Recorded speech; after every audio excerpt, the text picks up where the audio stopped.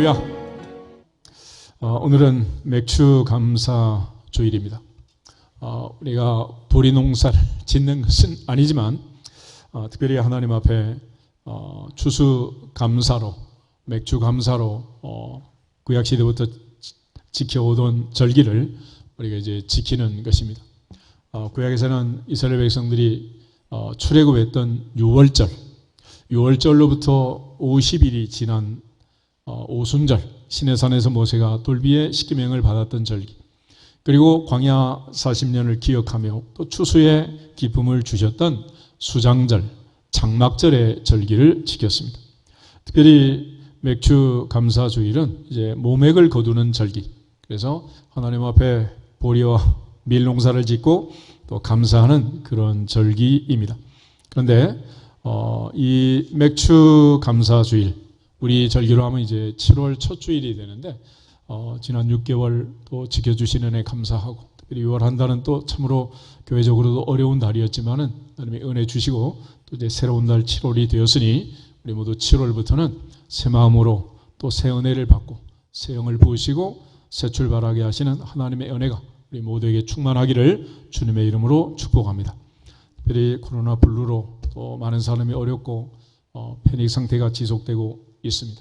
한편으로는 또 여름 관광철이 오면서 비행기가 만석이고 또 여행지마다 사람들이 들끓고, 여전히 코로나는 델타 바이러스를 넘어 플러스까지 지금 유행하는 그런 시대가 되고 있는 아주 불확실한 시대를 살고 있습니다. 그렇지만 이러한 상황에서 가장 중요한 신앙의 본질은 그럼에도 불구하고 감사입니다. 감사. 그러므로 항상 감사, 범사에 감사, 평생 감사할 때 하나님이 주신 일상에서 감사가 넘치게 될 줄로 믿습니다. 기독교의 감사는 감사할 일이 있어서 감사하는 것이 아니고 감사하면 감사할 일이 생기는 것입니다. 너희 말이 내 귀에 들린 대로 행하리라 약속하신 말씀처럼 광야에서도 여호수아 갈렙처럼 믿음 있는 말을 하고 감사하는 말을 하면 적과 꿀이 흐르는 가나안의 주인공이 되고, 출애굽을 했지만 여전히 불평, 불만, 원망, 비난, 비평 이런 비난하는 말로 가득 차면 광야에서 엎드러져 죽을 수밖에 없다. 결국 감사라는 것은 우리가 의지적으로 선택하고 결단할 수 있는 일입니다.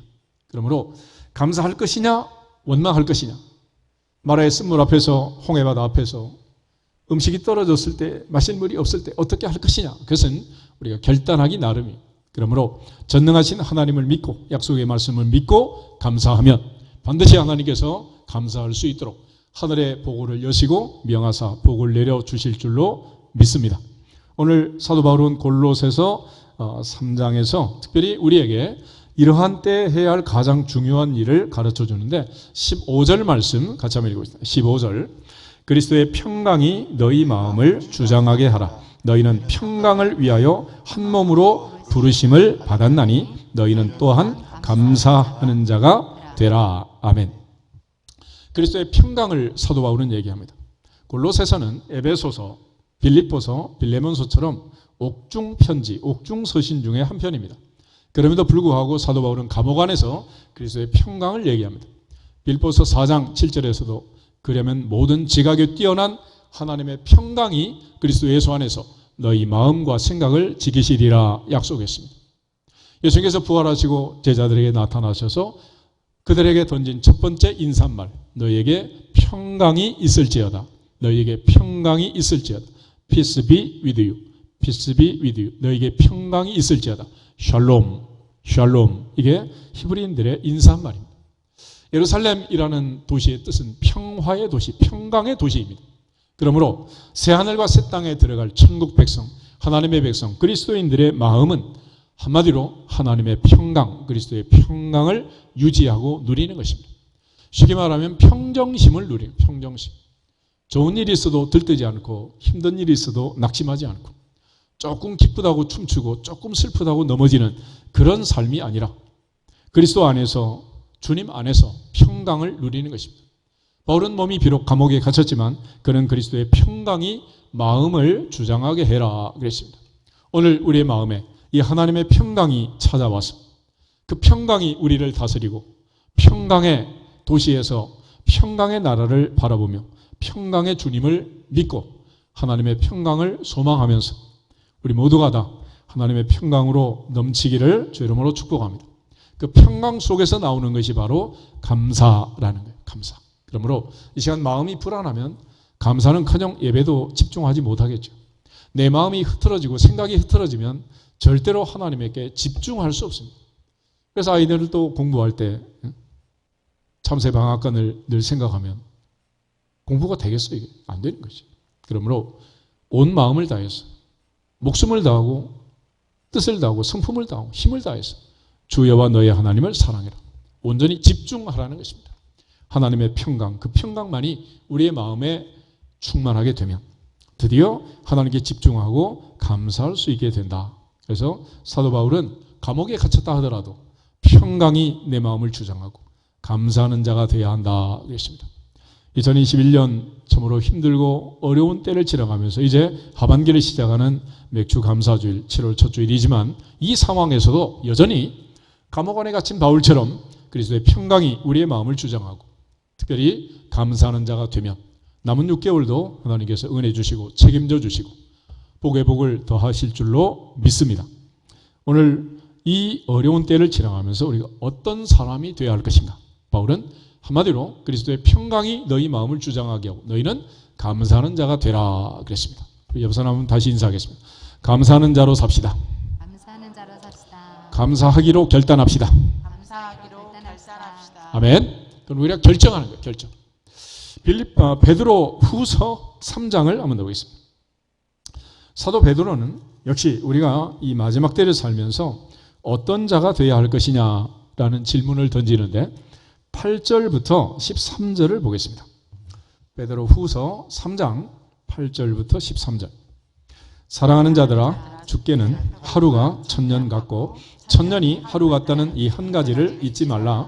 주의 약속은 어떤 이들이 더디다고 생각하는 것 같이 더딘 것이 아니라 오직 주께서는 너희를 대하여 오래 참으사 아무도 멸망하지 아니하고 다 회개하기에 이르기를 원하시느니라. 그러나 주의 날이 도둑같이 오리니 그날에는 하늘이 큰 소리로 떠나가고 물질이 뜨거운 불에 풀어지고 땅과 그 중에 있는 모든 일이 드러나리로다. 이 모든 것이 이렇게 풀어지리니 너희가 어떠한 사람이 되어야 마땅하냐?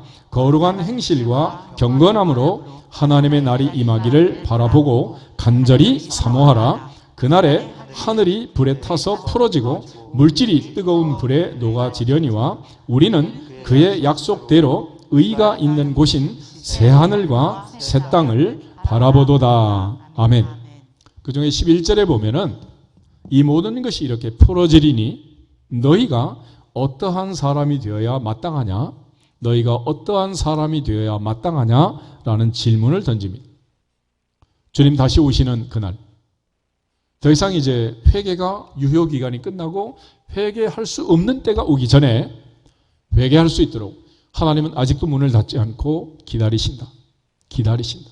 그리고 그때가 되면 만물은 하늘과 땅은 불에 타서 없어지고 다 물질은 풀어지고 녹아지게 될 거다. 대신에 새 하늘과 새 땅이 우리 앞에 펼쳐지게 된다.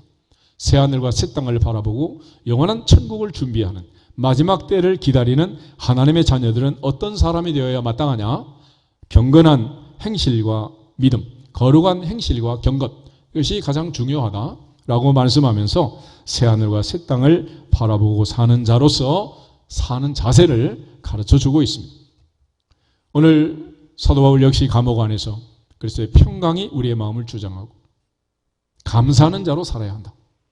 베드로는 마지막이 오기 전에 회개하고 새하늘과 새 땅을 바라보면서 거룩한 행실과 경건함으로 하나님의 날을 기다리고 사모하며 살아야 한다라고 말했습니다. 오늘 특별히 사도 바울에게 있어서 감사는 신앙생활의 가장 중요한 본질이라고 할 것입니다. 우리의 모든 행위는 기본적으로 감사입니다. 왜냐하면 우리의 것은 아무것도 없고 모두 다 하나님이 주신 것이기 때문에 그렇습니다. 내가 너를 구속하였고 내가 너를 지명하여 불렀나니 너는 내 것이라. 우리의 생명도 하나님이 주신 것이기 때문에 하나님이 거두어 가시면 그때 끝이 날 것입니다. 우리가 사랑하는 자녀들 역시 마찬가지 하나님이 주신 기업이다. 태의 열매는 그의 상급이다 했습니다. 하나님의 자녀들이고 하나님이 주신 거라는, 우리가 먹고 마시고 사는 이 모든 것들 너희에게 더하시리라 하신 말씀처럼 우리는 모태에서 아무것도 가지고 온 것이 없지만 하나님께서 그동안 무엇을 먹을까 마실까 입을까 염려하지 않게 하시고 지금까지 보호하시고 보존하시고 지켜주신 모든 것이 은혜니라. 그러므로 대부분의 종교는 공로사상, 행위로서 구원받는 그런 행위 종교이지만 기독교는 기본적으로 하나님의 은혜를 인정하고 하나님의 은혜에 감사하는 종교다. 그래서 사울이 바울이 되었다는 것은 공로주의자가 은혜주의자가 된 거고, 행위를 강조하던 바리새인이 은혜를 강조하는 그리스도인으로 바뀌었다는 거예요. 그러므로 진정한 그리스도인이 아니면 감사는 불가하다. 불가능하다. 사도 바울은 데살로니가전서 5장 16절부터 18절에서 항상 기뻐하라, 쉬지 말고 기도하라, 범사에 감사하라, 이것이 그리스도 예수 안에서 너희를 향하신 하나님의 뜻이니라 그랬습니다. 어떤 상황, 어떤 환경이 오든지 감사하는 것이 하나님의 뜻이니라. 그러나 인간은 대부분 눈에 보이는 대로 올라가고 내려가고 눈에 보이는 대로 흔들리는 것이 인간입니다. 그렇지만 성경은 오직 약속의 말씀, 변함없는 하나님의 말씀을 붙들고 신앙생활을 하라고 강조해요. 하나님은 영원부터 영원까지 동일하시고 예수 그리스도는 어제나 오늘이나 영원토록 동일하시니라. 그러므로 믿음의 조상 아브라함에게 하신 그 말씀을 붙들고 살면 아브라함과 함께 복을 받느니라. 내가 반드시 내게 복주고 복주며 너를 번성하게 하고 번성하게 하리라 하신 약속의 말씀처럼 하나님 반드시 복을 주실 줄로 믿습니다. 그러므로 내가 생각할 때 상황이 좋지 않다, 그래서 원망하지 말고 내가 볼 때 이보다 좋을 수 없다, 그래서 기뻐하지도 말라는 거예요. 항상 평정심을 유지하고 하나님의 평강을, 마음이 그 평강의 다스림 아래 마음의 평강이 넘치도록 하고 감사해라, 감사해라. 흔히 인생 만사를 세옹지마 그러잖아요. 한 노인이 늙음하게 아이를 낳았습니다. 얼마나 기쁘고 즐겁겠어요. 그런데 이 아이가 성장하면서 이제 말도 타고 활도 쏘고 아주 성장할 때 멋지게 지금 훈련을 시키는데 어느 날 말을 타다 떨어져 가지고 장애자가 된 거예요. 얼마나 슬픈 일이 발생해요. 그런데 얼마 후에 그날에 전쟁이 나서 모든 젊은이가 전쟁터로 갈 때 이 아이는 면제가 되었다. 물론 군대 안 가는 게 꼭 뭐 좋다 그렇게 말할 수는 없겠지만 인생이라는 것이 어떤 상황이든지 다 좋은 것도 아니고 다 나쁜 것도 아니라는 거예요. 내가 생각할 때 좋을 것 같다, 내가 생각할 때 나쁠 것 같다, 그렇게 하지만 그러나 그것은 내 생각이지 하나님의 뜻 안에서 보면 우리는 알 수 없는 거예요. 그래서 이스라엘 백성들이 출애굽에서 가나안에 갈 때까지 많은 과정을 거치고 여정을 거치지만 홍해 앞에 섰을 때도, 마라의 쓴물 앞에 있을 때도, 반석 앞에 섰을 때도, 먹을 게 떨어지고 마실 게 없을 때도 하나님께 기도하고 하나님께 매달리고 주님을 바라보고 살면, 감사하면 그것이 최선이라는. 바벨론 포로 70년을 앞에 두고도 너희를 향한 나의 생각을 내가 아나니 재앙이 아니라 평안이다, 미래와 희망을 주는 것이다 그랬습니다. 그러므로 어떤 일이 잘 됐다고 꼭 좋은 것도 아니고 안 됐다고 나쁜 것도 아니라는. 흔히 통계를 보면 로또라는 게 있잖아요. 로또. 당첨이 된 많은 사람들 후일담은 거의가 불행하다 그래. 불행하다.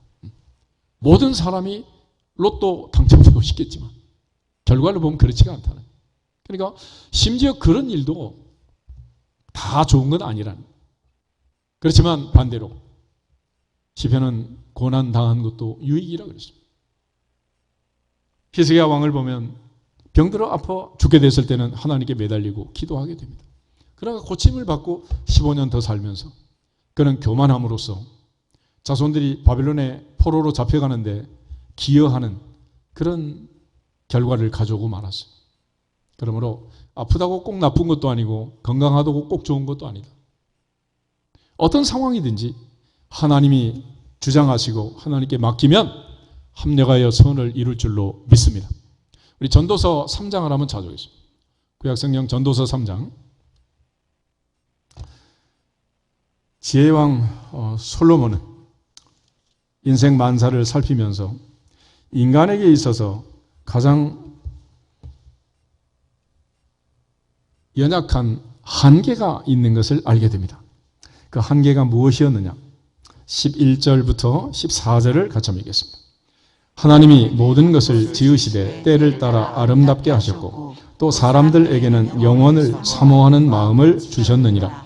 그러나 하나님이 하시는 일의 시종을 사람으로 측량할 수 없게 하셨도다. 사람들이 사는 동안에 기뻐하며 선을 행하는 것보다 더 나은 것이 없는 줄을 내가 알았고 사람마다 먹고 마시는 것과 수고함으로 낙을 누리는 그것이 하나님의 선물인 줄도 또한 알았도다. 하나님께서 행하시는 모든 것은 영원히 있을 것이라. 그 위에 더할 수도 없고 그것에서 덜할 수도 없나니 하나님이 이같이 행하심은 사람들이 그의 앞에서 경외하게 하려 하심인 줄을 내가 알았도다. 아멘. 11절에 보면 그러나 하나님이 하시는 일의 시종을 사람으로 측량할 수 없게 하셨도다. 이걸 가리켜 영어로 리스크라고. 리스크 말은 우리는 위험이라고 대부분 번역을 하지만 리스크는 위험이란 말이 아니고 불확실성, 우리는 모르는 거다, 그런 얘기. 내일 무슨 일이 있을지 아는 사람 있어요, 없어요? 없잖아. 지금 장마 시즌이 이제 시작됐다 그러고 비가 내리고 있습니다. 비가 내리고 장마가 진다는 것은 앞으로 날이 좋아진다는 사인. 이 장마가 뭐 1년 12달 가는 거 아니잖아요.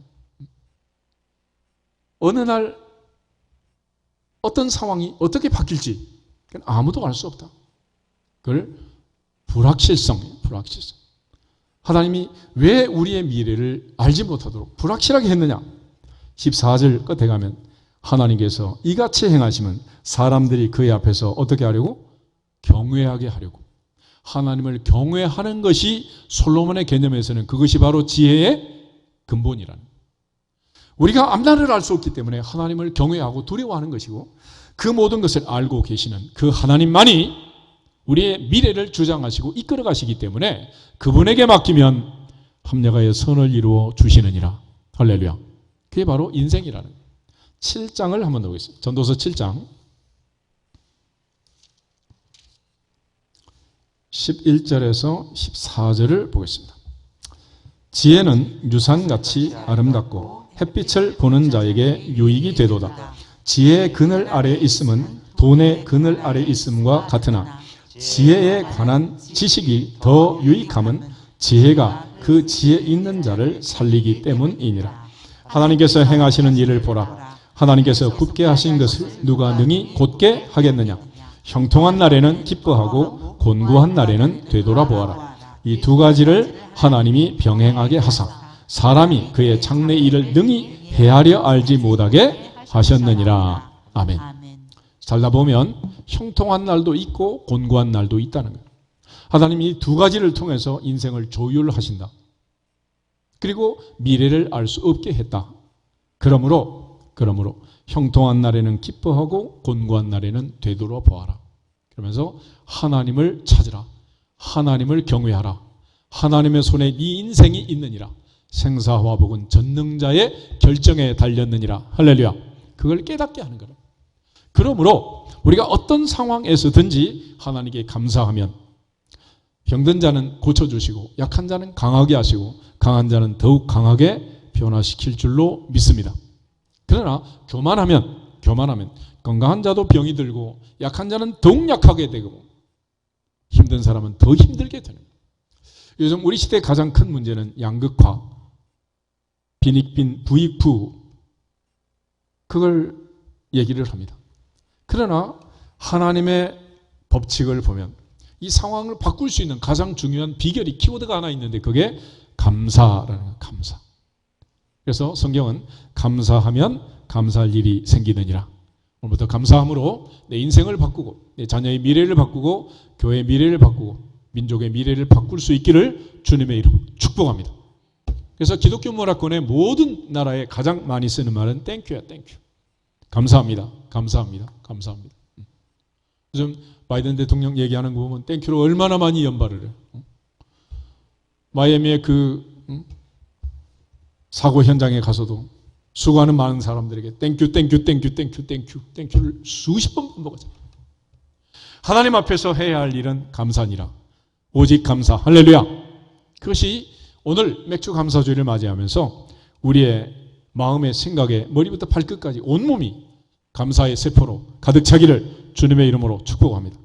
범사에 감사라. 이것이 그리스도 예수 안에서 너희를 향하신 하나님의 뜻이다 그랬습니다.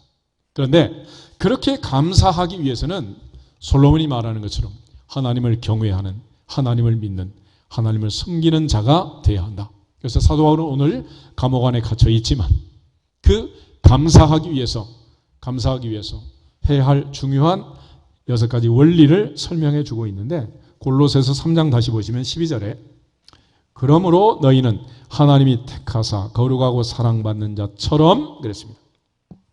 다시 말해서 하나님이 선택한 사람, 하나님이 거룩하신 하나님이 거룩하게 만든 사람, 그래서 우리를 거룩한 사람들, 성도라고 하는 거 아니겠어요?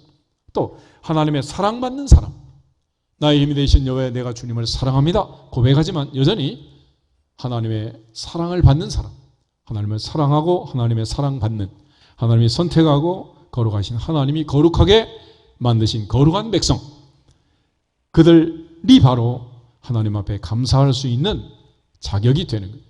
궁극적으로 불신자들, 하나님을 믿지 않는 자들은 진정한 감사를 할 수 없다 그랬습니다. 왜냐하면 바로 모든 것은 하나님이 주신 것이고 내게 있는 모든 것은 하나님의 것이라는 사실을 인정하지 아니하면 감사는 되지 않는 거예요. 사도 베드로가 말한 것처럼 누가 봉사하려면 하나님이 공급하시는 힘으로 하는 것처럼 해라. 내 것은 없다. 내 것 가지고 하는 것처럼 하지 말아라. 바울도 역시 마찬가지로 내가 모든 사도보다 더 많이 수고했지만 그것도 내가 아니고 나와 함께 하신 하나님의 은혜다. 머리부터 손발까지 전부 다 하나님이 주신 거랍니다.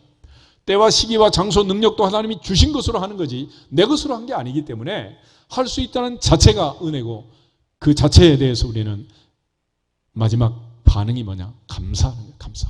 그래서 감사라는 것은 다른 게 아니고 하나님이 주신 것을 주셨다고 인정하는 것이고, 하나님이 하게 하신 것을 하나님이 하게 하셨다고 간증하는 거예요. 하나님의 것을 하나님의 것이라고 고백하는 것이고, 하나님이 우리에게 주신 것을 하나님이 주셨다고 모든 사람에게 선포하는 것입니다. 그것을 감사라고 하는 거예요. 감사. 그러므로 진정으로 하나님이 나를 사랑하셨고 나를 선택하셨고 나를 구원하셨고 거룩하신 하나님이 거룩한 삶을 살 수 있는 거룩한 백성을 만드셨고 하나님이 나를 사랑하신다는 사실을 믿는 그 사람만 진정으로 감옥 안에 집어넣어도 감사할 수가 있다는 거예요.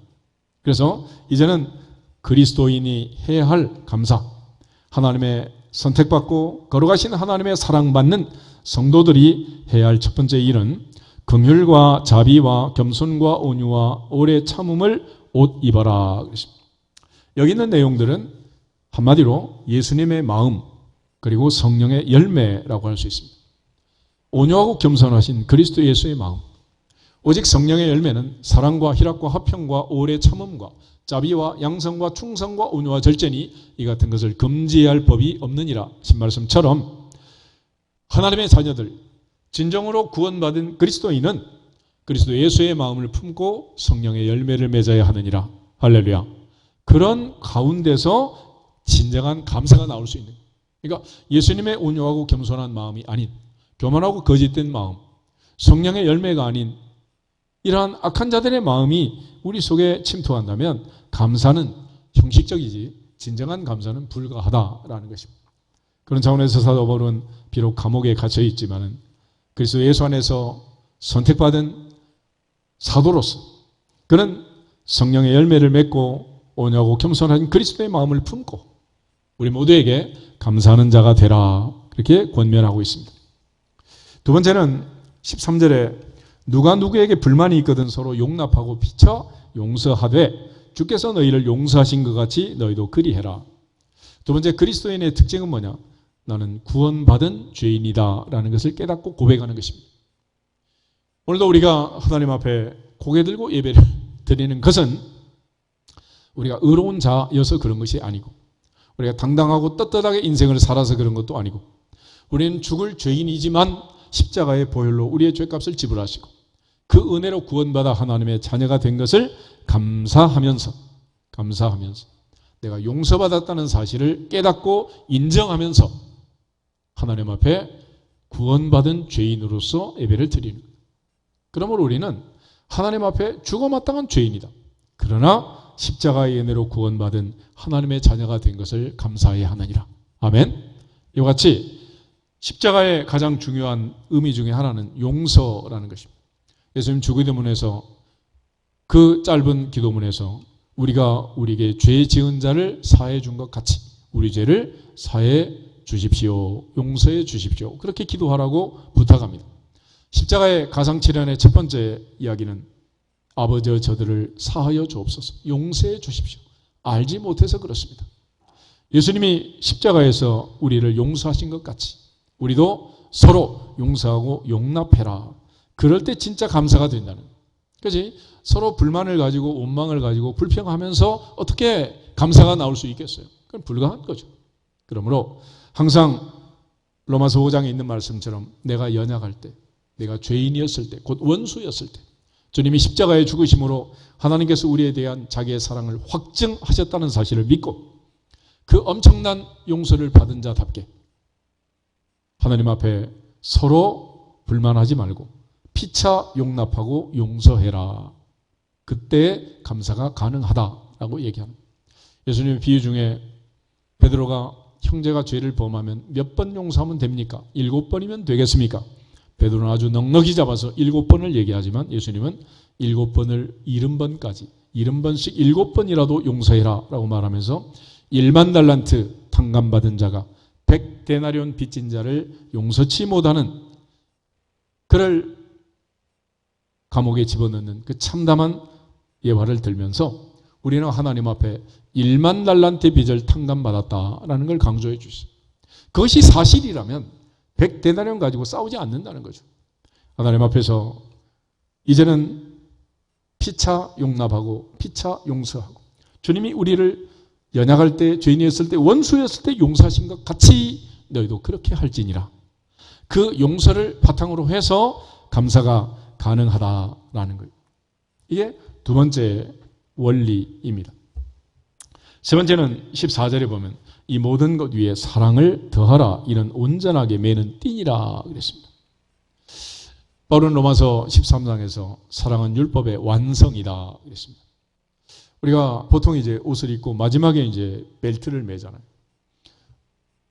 보통 남자들은 뭐 늘 벨트를 늘 일상으로 매지만은 여자분들은 원피스, 투피스, 뭐 쓰리피스 입지만은 마지막에 이제 코디하는 건 뭐냐? 벨트맨, 벨트. 하나님의 전신갑주를 입을 때도 진리의 허리띠를 띠라 그렇게 말하잖아요. 그러니까 온전하게 벨트를 가지고 마지막 마침표를 찍는 거예요. 그러니까 코디네이션 할 때 뭐 귀걸이하고 목걸이 이게 마침표가 아니고 벨트를 잖아요. 벨트. 그래서 벨트 하나 가지고도 디자인을 해서 명품 회사를 만들고 그런 회사도 많잖아요. 그런데 마지막에 마침표는 뭐냐? 사랑의 띠다. 사랑이다. 사랑으로 띠를 매라. 이것이 온전한 마무리다라고 얘기합니다. 그러니까 진정으로 사랑할 때 감사가 나오는 거예요. 사랑하지 않는데 감사는 불가하다. 그런 차원에서 십자가에 죽기까지 복종하시고 나를 사랑하사 나를 위하여 자기 자신을 버리신 예수님이 부탁하신 것처럼 내가 너희를 사랑한 것 같이 너희도 서로 사랑하라. 그러니까 주님이 내게 얼마나 사랑하셨는가, 주님이 나를 얼마나 용서하셨는가 이걸 모르면, 깨닫지 못하면 진정한 용서와 사랑은 불가하다 이런 얘기입니다. 네 번째는 16절에 보면 그리스도의 말씀이 너희 속에 풍성히 거하여 모든 지혜로 피차 가르치며 권면해라. 어떤 상황에서 사람이 위로하고 칭찬도 하고 하지만은 사람의 말로는 다 표현할 수 없는 게 너무 많은 거예요. 그래서 그리스도의 말씀, 하나님의 말씀, 이 말씀이 중요합니다. 믿음은 들음에서 나고 들음은 그리스도의 말씀으로 말미암았느니라 하신 말씀처럼 말씀이 너희 속에 풍성히 거해야 한다. 말씀이. 그러므로 우리는 말씀을 붙들고 사는 거지 눈에 보이는 현상을 보고 희희낙낙해서는 안 된다라는, 주님의 말씀이 내 발의 등이요 내 길의 빛입니다 라는 고백처럼 하나님의 말씀이 우리 속에 풍성히 거해서 모든 지혜로 피차 가르치고 권면해야 한다. 그런 차원에서 하나님의 말씀을 붙들고 말씀대로 감사하는 것, 그것이 성도가 해야 할 네 번째 감사의 모습입니다. 다섯 번째는 시와 찬송과 신령한 노래를 부르며 감사하는 마음으로 하나님을 찬양해라. 우리가 찬양의 가장 기본은 뭐냐? 역시 감사다. 감사. 시와 찬송과 신령한 노래, 이 모든 것들을 통해서 예배 시간에 아니면 일상적으로 우리의 삶을 통해서 감사 찬송하는 것, 그것이야말로 하나님을 기쁘게 하고 또 인생의 닫힌 문을 열고 우리의 운명을, 인생을 바꿀 수 있는 비결이라고 얘기를 합니다. 그런 차원에서 우리가 늘 하나님 앞에 감사 찬송할 때 인생의 닫힌 문들이 열리고 맺힌 것들이 풀리게 될 줄로 믿습니다. 우리가 하는 것처럼 시간 정해서 뭐 연습하고 뭐 박자 멜로디 맞추고 이런다고 되는 게 아니고 가장 중요한 것은 감사다. 감사. 할렐루야.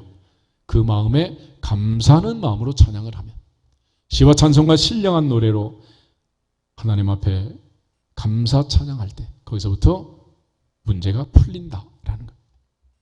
마지막은 여섯 번째로 17절에 보면 또 무엇을 하든지 말에나 일에나 다 주 예수의 이름으로 하고 그를 힘입어 하나님 아버지께 감사해라. 범사에 무슨 말이든지 무슨 일이든지 다 예수님의 이름으로 예수님을 힘입어 하나님 아버지께 감사해라. 감사해라.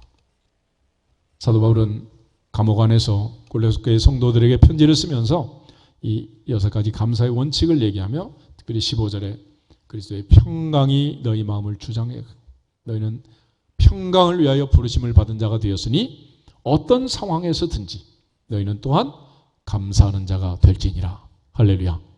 이처럼 하나님 앞에 감사를 강조했습니다. 마지막 때 교회를 다니고 신앙생활을 하고 그리스도인이 되었다는 것은 무슨 뜻이냐?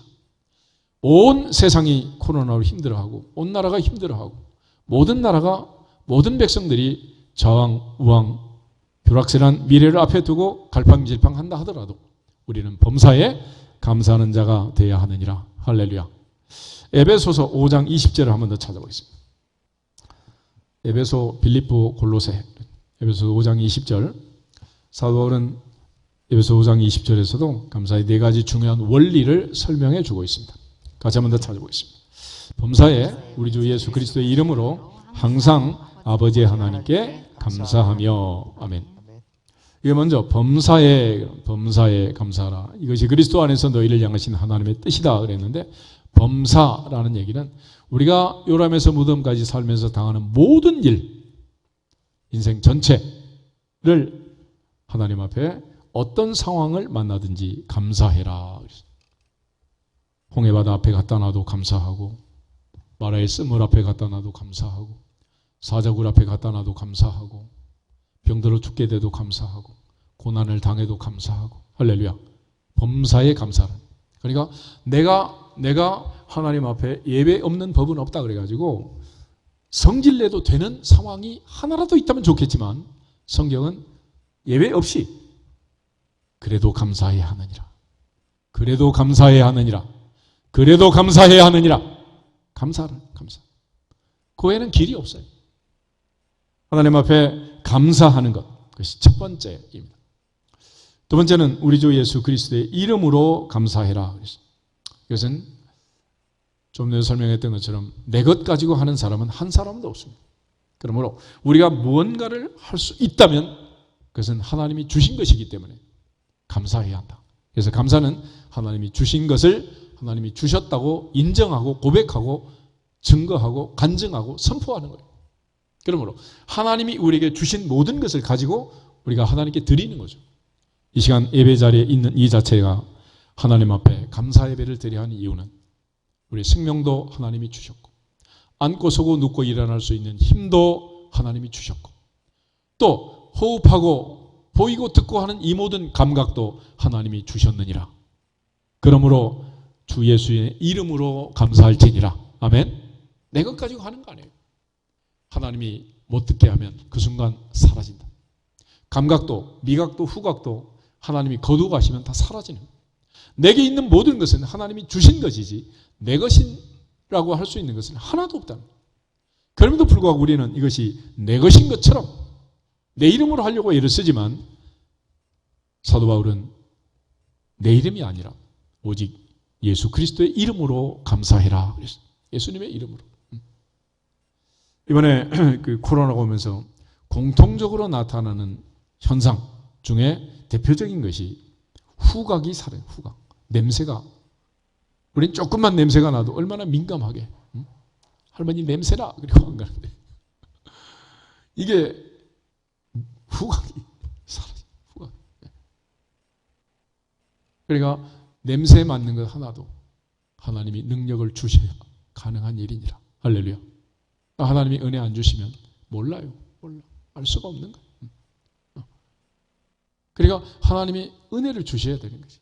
아무리 비싸고 향기로운 향수를 뿌렸어도 맡은 사람이 냄새를 못 맡으면 무슨 의미가 있겠어요? 아무 의미가 없는 거예요. 그러니까 하나님 앞에 감사할 때 항상 주님의 이름으로 감사해라. 주님의 이름. 그래서 아들 자랑하고 싶은 사람은 아들 자랑하지 말고 그 아들 주신 분이 있잖아. 누구? 하나님이 주셨습니다. 그래서 하나님께 감사하라는 거예요. 아름다운 목소리로 찬양하는 사람은 그 목소리 누가 주신 거예요? 하나님 주신 거잖아. 그래서 요즘 뭐 가수들 나와서 노래하는 사람들도 보면 가끔 성대 결절이 왔다 그러잖아요. 하나님께서 소리도 못 내게 하시면 낼 수가 없는 거예요. 그냥 나는 소리가 아니니라 하나님이 주셨느니라. 할렐루야. 하나님이 주셔서 하는 거지 내 것 가지고 하는 사람 한 사람도 없단 말이에요. 근데 우리는 늘 그것이 내 것이라고 착각을 하는 거예요. 그러므로 하나님이 할 수 있는 능력을 주시고 할 수 있는 기회를 주신 그 자체가 은혜고 그 자체가 감사인 것입니다. 세 번째는 항상 그랬죠. 항상 always. 시간적으로 따져도 요람에서 무덤까지 한 번도 원망하고 불평할 시간과 기회를 우리는 찾을 수 없습니다.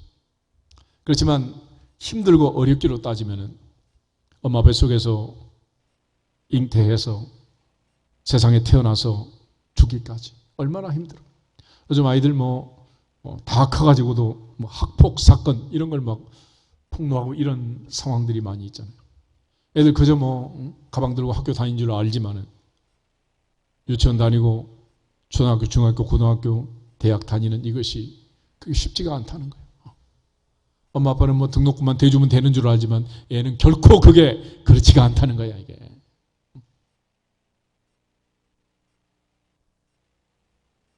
군대 가고 시집 가고 장가 가고 애 낳고 키우고 또 지가 한번 해봐. 쉬운지.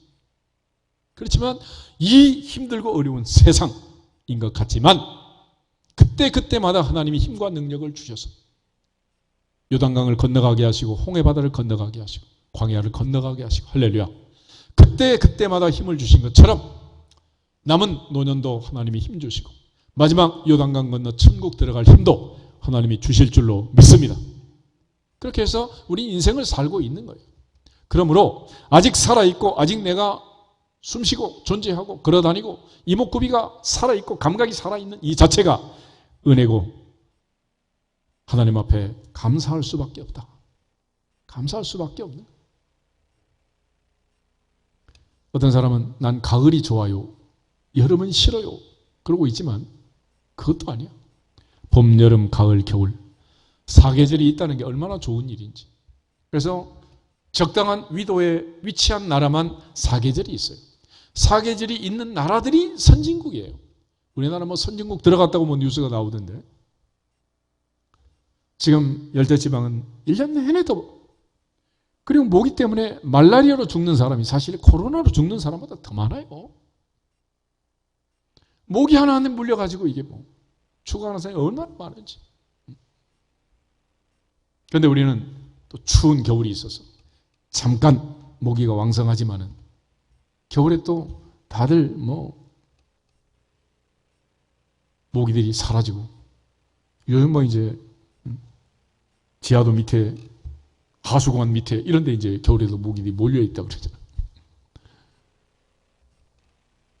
결과적으로 봄에는 봄대로, 여름은 여름대로, 가을은 가을대로, 겨울은 겨울대로 언제나 어느 때나 항상 감사할지니라. 감사할지니라. 감사하라. 감사. 마지막 중요한 것은 아버지 하나님께 감사해야 한다. 아버지 하나님께 감사해야 한다. 모든 것을 주신 분은 그분이고 그분이 주셨기 때문에 그분이 주셨다는 것을 인정하는 거예요. 그게 감사입니다. 감사. 그러나 사식 우상 앞에 절하는 사람들은 뭐예요? 은도 금도 우상이 줬다고 생각하니까 그 앞에 가서 머리를 조아리고 그 앞에다 감사하는 거 아니겠어요? 그러나 우리는 항상 아버지 하나님께 감사해야 한다. 그래서 예배라는 것은 하나님 앞에 감사를 표시하는 거예요. 감사를. 못해서 태어나서 지금까지 이 자리까지 이 시간까지 나를 존재하게 하고 살아있게 하고 움직이게 하신 분은 전능하신 하나님 아버지십니다. 아버지 감사합니다. 할렐루야. 하나님께 감사합니다. 그래서 바로는 여기서 중요한 네 가지 원리를 우리가 가르쳐 주는데 우리 같이 한번 따라하겠습니다. 범사에 감사합시다. 범사에 감사합니다. 우리 주 예수 그리스도의 이름으로 감사합시다. 우리 주 예수 그리스도의 이름으로 감사합시다. 항상 감사합시다. 항상 감사합시다. 아버지 하나님께 감사합시다. 아버지 하나님께 감사합시다. 아멘. 바울은 에베소 교회 성도들에게도 골로새 교회 성도들에게도 무엇을 하든지 말에는 일어나 다 주 예수의 이름으로 하고 그를 힘입어 하나님 아버지께 감사할지니라. 하나님 아버지께 감사하라. 그랬습니다. 오늘 감사를 회복하면 드디어 우리 인생도 닫힌 문들이 열리고 맺힌 것들이 풀리고 하늘의 보고가 열릴 줄로 믿습니다. 특별히 그중에 감사 찬송, 감사 기도 이게 가장 중요한 이제 성도가 가지고 있는 특권 중에 하나인데 우리가 하나님 앞에 감사할 때, 감사 찬송할 때 인생이 바뀌게 되는 거예요. 로마서 7장을 한번 찾아보겠습니다. 로마서 7장을 보면 사도 바울은 극도의 그 곤고함 속에서 극도의 피곤함과 우울증, 상실감 속에서 자신을 바라보게 됩니다. 그 중에 21절부터 24절을 읽어보겠습니다. 그러므로 내가 법을 깨달았노니 곧 선을 행하기 원하는 나에게 악이 함께 있는 것이로다. 내 속사람으로는 하나님의 법을 즐거워하되 내 지체 속에서 한 다른 법이 내 마음의 법과 싸워 내 지체 속에 있는 죄의 법으로 나를 사로잡는 것을 보는도다. 오호라 나는 곤고한 사람이로다. 이 사망의 몸에서 누가 나를 건져내랴. 아멘. 바울은 절대 절망 속에서 오호라 나는 곤고한 사람이로다. 누가 나를 이 사망 몸에서 건져낼 수 있느냐. 어떻게 해서 이 죽음을 피하고 살아날 수 있겠느냐. 그럼 멋지게 이제 통과한 게 8장 1절 2절인데 그러므로 이제 그리스도 예수 안에 있는 자에게는 결코 정죄함이 없나니 이런 그리스도 예수 안에 있는 생명의 성령의 법이 죄와 사망의 법에서 너를 해방하였음이라 그랬습니다. 그럼 어떻게 그리스도 예수 안으로 들어갈 수 있느냐는 거예요. 그래서 24절에서 8장 1절로 들어가기 전에 마지막 8장 25절 말씀이 있는데 그게 바로 감사라는 거예요. 감사. 8장 25절 다 같이 보겠습니다. 우리 주 예수 그리스도로 말미암아 하나님께 감사하리로다. 그런즉 내 자신이 마음으로는 하나님의 법을 육신으로는 죄의 법을 섬기노라. 아멘. 바울은 이 곤고함과 절망 속에서 길을 찾습니다. 그게 뭐냐? 하나님께 감사하는 우리 주 예수 그리스도로 말미암아 하나님께 감사하리로다. 감사하리로다. 할렐루야. 그러므로 실패했더라도 절망 중에 있더라도 극도의 슬픔과 우울증에 빠졌더라도 아무도 고칠 수 없는 난치병에 걸렸더라도 하나님 앞에 감사하면 거기서 열리느니라. 할렐루야. 그래서 어떤 분들은 암이 오고 말기가 됐다 하더라도 하루에 10,000번씩 하나님 아버지 감사합니다. 감사합니다. 한 10,000번을 하라 그러면 아침부터 저녁까지 뭐 그 말만 해야지 뭐 다른 말 할 게 뭐 있어. 근데 그렇게 해서 한 2, 3개월 하면 깨끗하게 나는 깨끗하게. 더 이상 들어올 침투할 자리가 없는 거예요. 그래서 암은 우리가 원망하고 분노할 때 틈을 노려가지고 발판을 만들고 또아리를 틀고 뿌리를 내리는 거예요. 감사하면 다 쫓겨나게 되어 있습니다. 그러므로 하나님 앞에서 감사야말로 사도 바울이 이 곤고함에서 벗어나 생명의 성령의 법 아래로 죄와 사망의 법에서 벗어난 이런 비결이었던 것을 가르쳐 주고 있습니다. 여호사밧이란 왕은 전쟁터에서 찬양대에게 애복을 입히고 감사 찬송을 함으로써 적군을 물리쳤는데 역대하 20장을 잠깐 한번 찾아보겠습니다. 역대하 20장. 모압과 암몬과 세일산 주민들, 에서의 자손들이 연합해서 여호사밧의 나라 유다를 침략했을 때 여호사밧은 감사 찬송으로 승전하게 됩니다. 20절부터 23절 말씀. 역대하 20장 20절부터 23절. 다 같이 한번 읽겠습니다. 이에 백성들이 아침에 일찍이 일어나서 드고와 들로 나가니라. 나갈 때 여호사밧이 서서 이르되 유다와 예루살렘 주민들아 내 말을 들을지어다. 너희는 너희 하나님 여호와를 신뢰하라. 그리하면 견고히 서리라. 그의 선지자들을 신뢰하라. 그리하면 형통하리라 하고 백성과 더불어 의논하고 노래하는 자들을 택하여 거룩한 애복을 입히고 군대 앞에서 행진하며 여호와를 찬송하여 이르기를 여호와께 감사하세 그의 인자하심이 영원하도다 하게 하였더니 그 노래와 찬송이 시작될 때에 여호와께서 복병을 두어 유다를 치러 온 암몬 자손과 모압과 세일산 주민들을 치게 하심으로 그들이 패하였으니 곧 암몬과 모압 자손이 일어나 세일산 주민들을 쳐서 진멸하고 세일 주민들을 멸한 후에는 그들이 서로 쳐 죽였더라. 아멘. 기돈이 300용사를 데리고 가서 횃불 돌리고 항아리 깨고 감사 찬송할 때 미디안의 메뚜기 떼 같은 적군들이 서로 자기들끼리 싸우다 자멸했던 것처럼 여호사밧이 전쟁터에서 찬양할 때 특별히 감사 찬송할 때 이런 일이 기적 같은 일이 일어난 것입니다. 그런데 그 찬송이 복잡하지 않아요. 아주 간단해요.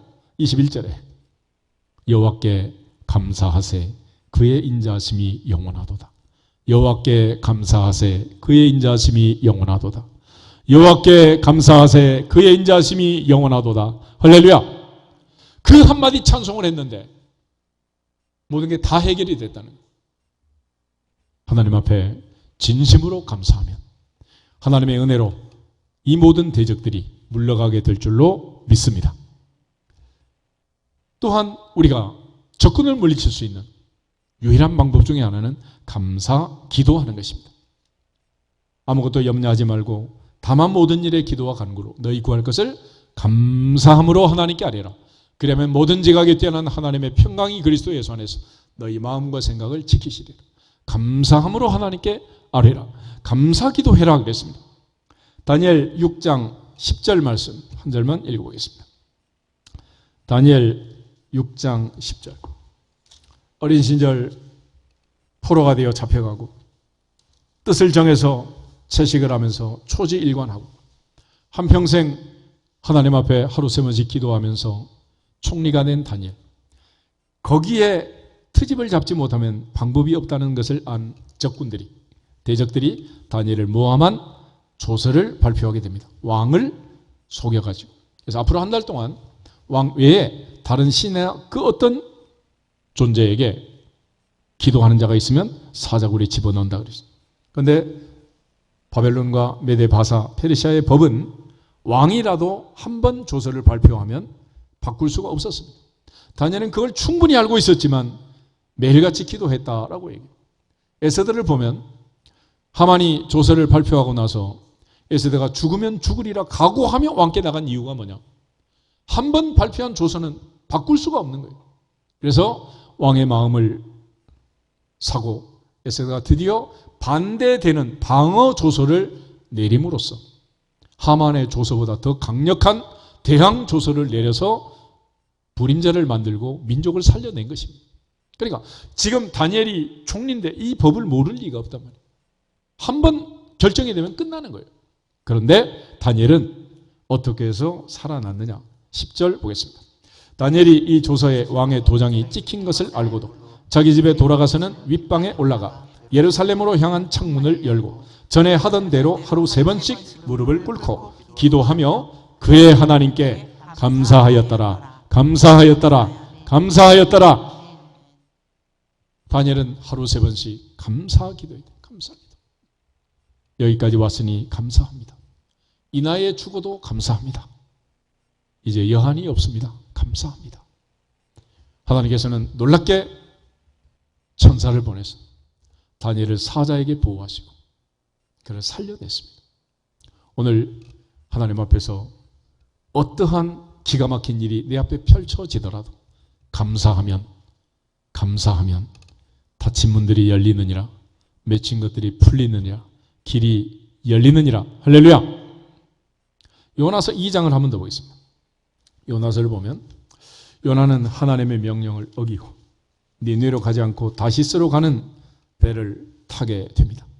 하나님은 그날 요나를 붙잡아서 변화시키기 위해서 아주 바쁘게 움직이셨어요.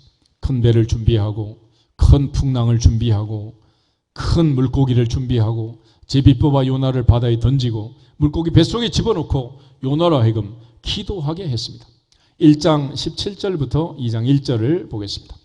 여호와께서 이미 큰 물고기를 예비하사 요나를 삼키게 하셨으므로 요나가 밤낮 3일을 물고기 뱃속에 있으니라.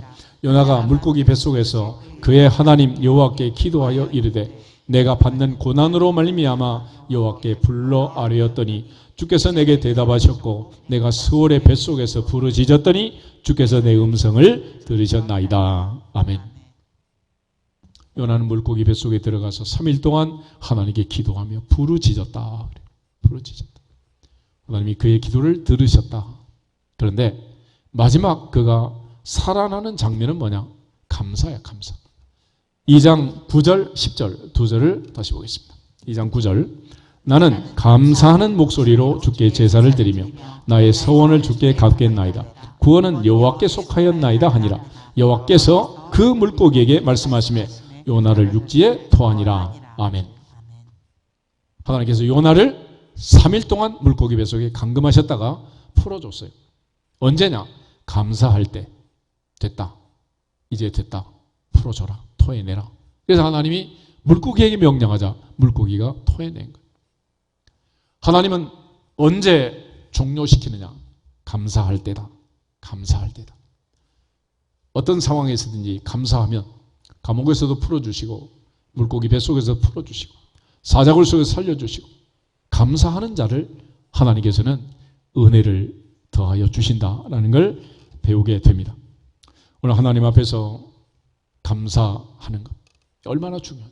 그래서 그냥 부르짖는 것은 육체를 고치지만 감사 기도하는 것은 영혼을 살리게 됩니다. 영혼을. 누가복음 17장 찾아보면 예수님께서 예루살렘으로 가는 길에 갈릴리와 사마리아 사이를 지나가면서 한 마을을 통과할 때 나병 환자 10명이 주님을 향해서 부르짖기 시작합니다. 13절에 보면 그들이 소리를 높였다 그래요. 예수 선생님이여 우리를 불쌍히 여기소서. 그들의 부르짖음을 듣고 예수님께서 가서 제사장들에게 너희 몸을 보이라 그랬어요. 이 부르짖음으로 그들은 가다가 모두 다 깨끗함을 받게 됩니다. 근데 한 사람 사마리아 사람의 이야기가 나와 있어요. 15절부터 19절을 보겠습니다. 그 중에 한 사람이 자기가 낳은 것을 보고 큰 소리로 하나님께 영광을 돌리며 돌아와 예수의 발 아래 엎드려 감사하니 그는 사마리아 사람이라. 예수께서 대답하여 이르시되 10사람이 다 깨끗함을 받지 아니하였느냐? 그 9은 어디 있느냐? 이 이방인 외에는 하나님께 영광을 돌리러 돌아온 자가 없느냐 하시고 그에게 이르시되 일어나 가라 내 믿음이 너를 구원하였느니라 하시더라. 아멘. 부르짖음으로 10사람은 나병에서 깨끗하게 됐지만 한 사람 사마리아 사람은 플러스 감사함으로 영혼을 구원하는 영혼의 구원을 받는 구원의 반열에서는 주인공이 된 줄로 믿습니다. 그러므로 우리가 기도할 때 하나님은 육체의 질병을 고쳐주는 건 당연하지만 한 단계 더 넘어서 이제는 종말론적 남은 자로 천국 백성으로 새하늘과 새 땅을 바라는 자로 살기 위해서는 감사해야 한다. 감사하는 자가 결국은 영혼의 구원을 받고 천국에 들어가게 되는 거예요. 마가복음 10장을 보면은 바디메오 이야기가 있습니다. 바디메오 역시 마찬가지. 바디메오가 예수님 여리고를 지나갈 때 소리를 지르잖아요. 다윗의 자손 예수여 나를 불쌍히 여기소서. 잠잠하라 그러니까 더 크게 다윗의 자손 예수여 나를 불쌍히 여기소서. 그럴 때 예수님께서 그를 불러라. 그리고 뭐 때문이냐? 뭘 해주길 원하느냐? 그럴 때 바디메오가 주님께 대답을 하게 됩니다. 우리 50절, 51절, 52절 세 절 한번 보겠습니다. 맹인이 겉옷을 내버리고 뛰어 일어나 예수께 나오거늘 예수께서 말씀하여 이르시되 내게 무엇을 하여 주기를 원하느냐? 맹인이 이르되 선생님이여 보기를 원하나이다. 예수께서 이르시되 가라 내 믿음이 너를 구원하였느니라 하시니 그가 곧 보게 되어 예수를 길에서 따르니라. 아멘. 부르짖는 기도는 눈을 뜨게 하지만은 믿음의 기도는, 감사 기도는 구원받고 주님을 따라가는 제자의 반열에 세우는, 하나님 앞에서 우리가 어렵고 힘들 때 기도하는 것, 하나님의 은혜를 받을 수 있는 하늘문을 여는 천국 열쇠이지만 진정으로 천국의 열쇠를 열고 곳간 안에 들어가서 보화를 차지하는 영혼의 구원을 받기 위해서는 감사하는 자가 되어야 하느니라. 감사하는 자가 되어야 하느니라. 예수께서 마가복음 9장에서도 변화새는 내려와서 아이 아버지가 제자들과 더불어 귀신 들려 자꾸 물에도 불에도 넘어지는 내 아이 고쳐달라 하지만 고치지 못하고 있잖아요. 할 수 있거든 좀 도와주세요. 그럴 때 할 수 있거든이 무슨 말이냐? 믿는 자에게는 능치 못할 일이 없느니라 말씀하시고 더러운 귀신을 내쫓습니다. 그때 제자들이 묻잖아요. 우리는 어찌하여 쫓아내지 못했습니까? 기도 외에 다른 것으로는 이런 종류가 나갈 수 없느니라 그랬어요. 주님 말씀하신 기도 제자들이면 안 했겠어요. 근데 여기서 말하는 이 기도는 무슨 기도냐? 감사 기도는 감사 기도. 진정으로 하나님께 감사하면 거기서부터 하나님께서 요나를 물고기에게 명령해서 풀어주신 것처럼 우리를 이 흑암의 권세에서, 사망의 권세에서 생명의 성령의 법 아래로 인도하실 줄로 믿습니다.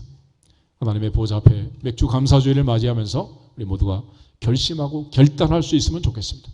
어떤 상황이 내 앞에 펼쳐든지 내가 살아온 인생만큼 내 경험으로, 내 판단으로, 내 가치관으로 이건 틀림없이 끝났다라고 생각하더라도 다니엘처럼 감사하면 사자굴 속에서도 살아날 줄로 믿습니다.